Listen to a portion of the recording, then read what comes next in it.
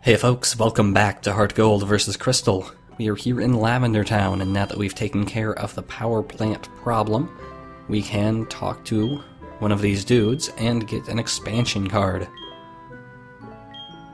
And that lets us listen to the radio in Kanto, which you have very little reason to do unless you really like listening to the radio. But that does allow us, in a way, to progress to the second part of the region. For a reason that I did not completely show off, but that you will see soon, there is a roadblock that is only capable of being bypassed through use of the radio. And it's over by Vermilion. I guess you're kind of expected to see it, like, right when you get here, jumping off the ship, and you're like, doo-doo-doo, I wonder where this goes, and then suddenly there's a Snorlax. And Snorlax is out there sleeping in front of Diglett Cave, and we need to get through Diglett Cave in order to get to Pewter City and the like. So now, to wake it up, we need to find the correct radio station, which is easier said than done. In the originals, it was just like the very end of the radio frequency spectrum. Here, it's like somewhere on here. I don't know where it is. There's a Poke Flute station. That's not it. Anyway, this is a reference to Red, Blue, and Yellow, and etc., wherein you had to get the Pokemon Flute item, which would wake up any Pokemon, including the Snorlax on the overworld. And there it is.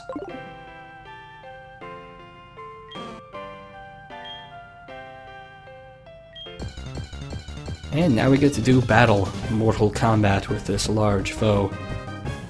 It's unfortunate that Snorlax is so late in the game, because he's awesome. Anyway, Snorlax you may be familiar with as one durable son of a fat person. And as such, he can be annoying to take down if you don't have any supreme damage inflictors. And he can especially be annoying because he has the move Rest, which allows him to restore his HP back to full, as well as get rid of any status ailments. So what I'm doing here is inflicting him with the Leech Seed, so that I have constant death being inflicted upon him, and then putting him to sleep manually, so that he can't put himself back to sleep and heal up. Basically preventing him from getting the restorative properties of Rest. But if I remember right, he does have another move that he can use while asleep. He is like Snore, I think, and allows him to inflict damage while he's asleep. It's not a super powerful move, but it is worth noting. Let's see, does he actually have it? No, he might not, I don't know. Maybe he's a foolish creature. But you can see there, one of the main attractive things about Snorlax in this game is that he has the hold item Leftovers. And Leftovers is a wonderfully popular item that heals some of your HP after every turn. So if you have a durable Pokemon that likes to absorb hits, then Leftovers will help them maybe absorb one or two more. And especially if you're in like a stall war, it's a nice thing to have.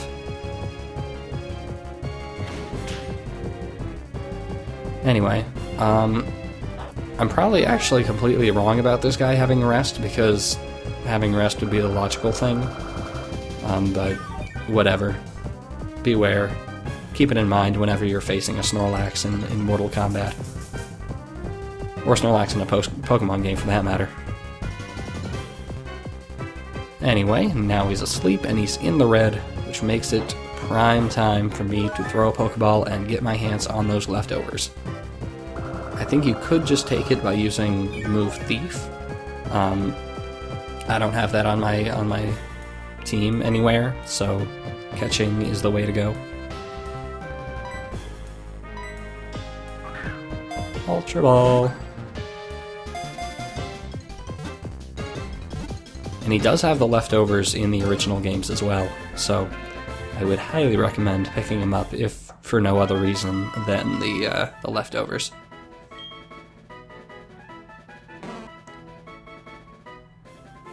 Also, he's adorable. Look at that thing. He was the heaviest Pokemon for quite a while, I think.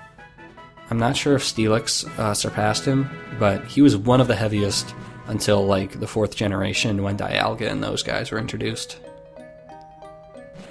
Anyway, now we're in Diglett Cave, and here we will encounter numerous little Diglets, and maybe even some Dugtrio. This was originally an area for the sake of having an easy source of ground-type Pokemon for use against Lieutenant Surge. It doesn't serve much purpose now, other than being a source of Diglett, and Diglett are cool things. And, haha, dick move, you still need Cut to get through here. You needed Cut to get through here in the Red, Blue, and Yellow, and etc. And you need him again, even though, again, this is the post-game and we should have dispensed with such silly things by now. Sorry. Anyway, we are now in Pewter City, which is famous for its Pewter Museum of Science. And the Pewter Museum of Science is pretty cool. Has a bunch of fossils, because Mount Moon is a fantastic excavation site for various fossils. And they used to have like a space shuttle on display here a few years ago, but not anymore. Which is unfortunate, because space shuttles are frickin' cool guys.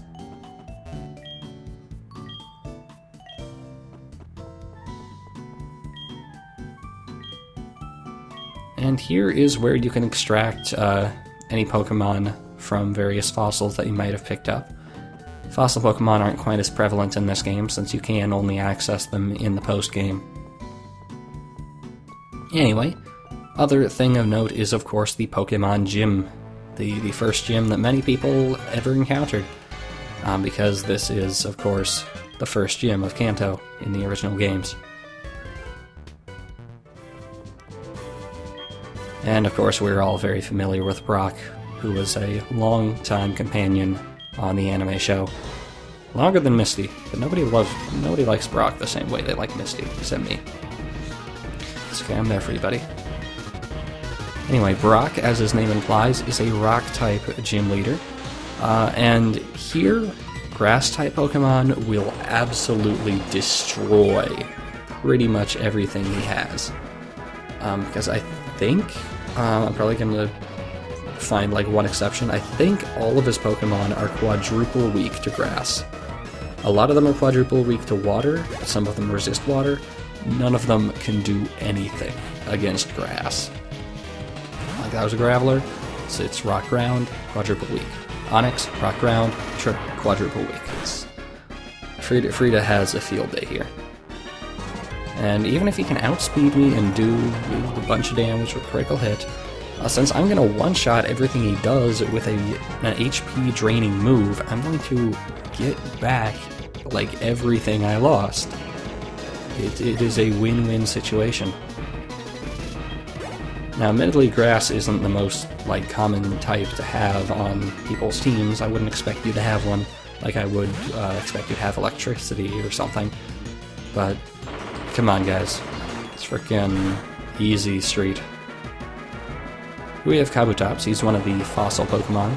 It is neat to have Brock using fossil Pokemon when he lives so close to the fossil excavation sites. Kabutops is water, rock, and he falls prey to the same things as before.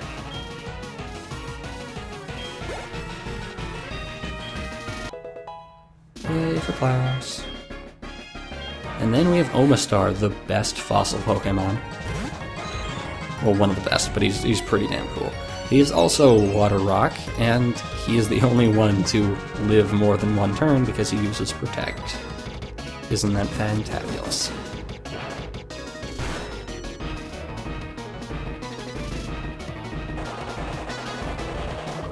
I suppose if you're playing an earlier generation when Giga Drain has less PP, this could be frustrating, because he has 5 Pokemon and 5 PP for Giga Drain, but come on, guys.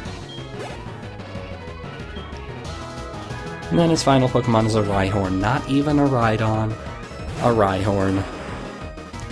I neglected to complain about it when he had a Graveler rather than the Golem. But look at this. This is a thing, and it should have evolved by now. It evolves at like level 42 or something? I don't even remember, but it should have evolved by now. Why is it not a Rhydon? I am extremely disappointed. But that takes care of the fight in HeartGold. Easy street all the way.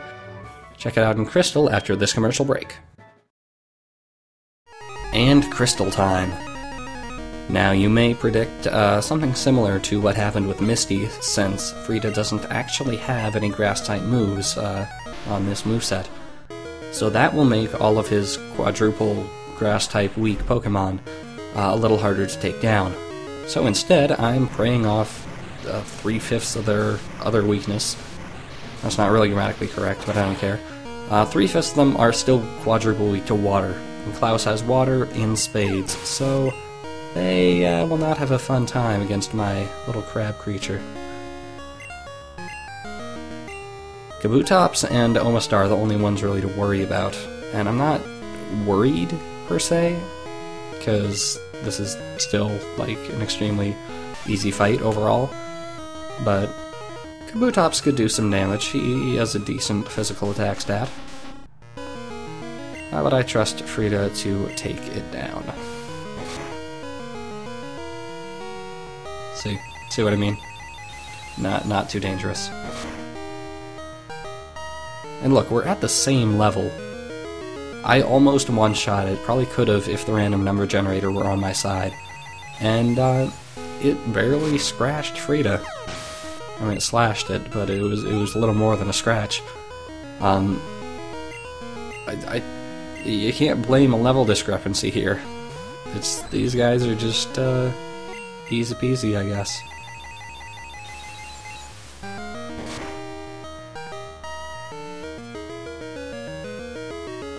And Omastar, slightly more durable, not by much.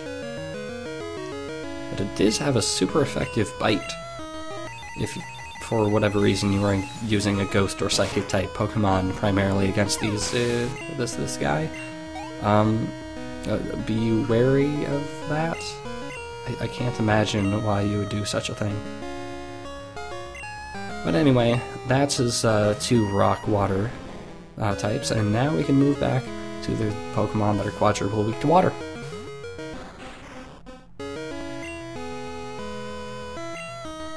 And that basically spells his doom. Slightly harder, I guess, since I couldn't technically one-shot everything.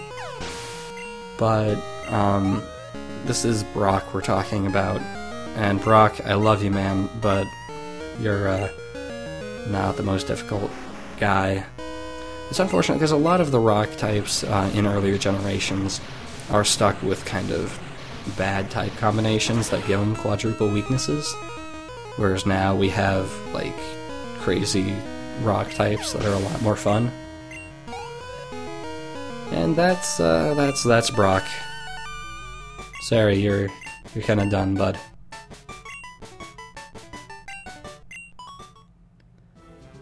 Anyway, upon defeating Brock, you will receive the much-coveted Boulder Badge.